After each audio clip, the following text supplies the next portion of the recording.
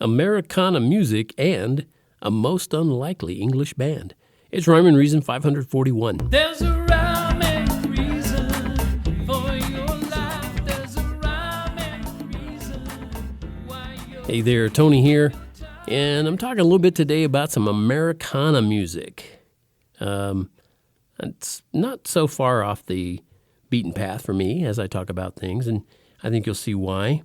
When I first began to chart a course around a piano keyboard way back in the early to middle 70s, yeah, that long ago, there was a particular singer-songwriter that I listened to every spare minute I had, and it sort of started with the high school graduation gift my brother bought me. It was an album, and that led me to buying more albums from the same singer-songwriter, and one of those albums was actually a collection of Americana music, but not your typical songs, and certainly not from someone you'd ever guess would play that kind of music.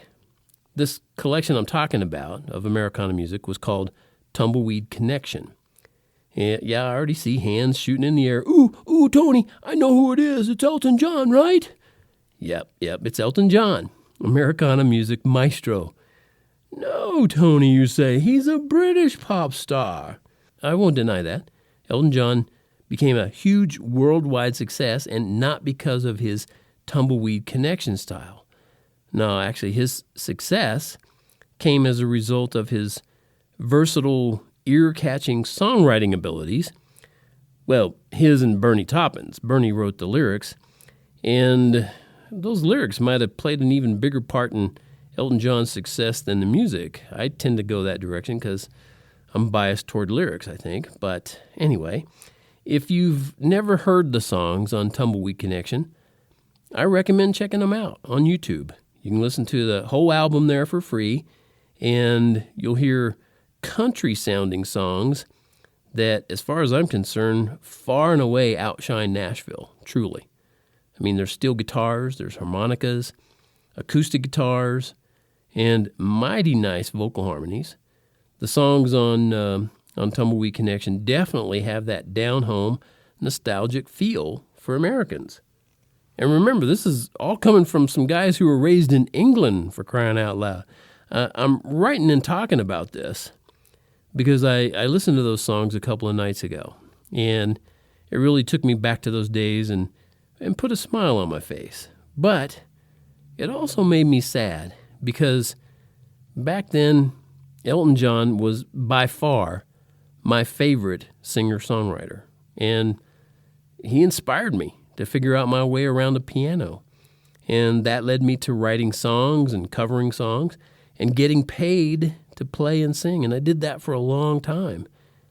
But then, sadly, Elton decided to embrace and exhibit his homosexuality. I remember some friends telling me he was a homo. Yeah, I didn't believe him.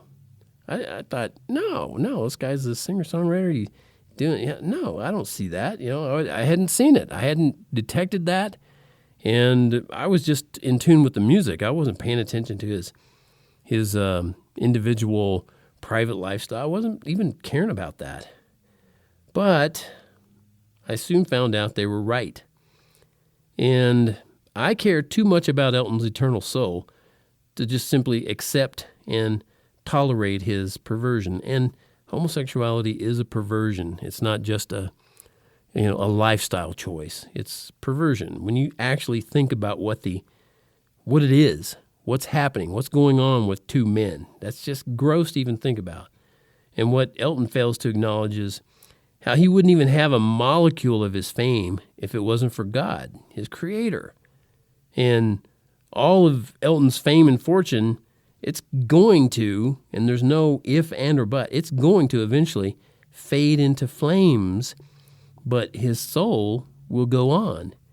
And his soul will be in only one of two places. There are only two possible places that his soul will go.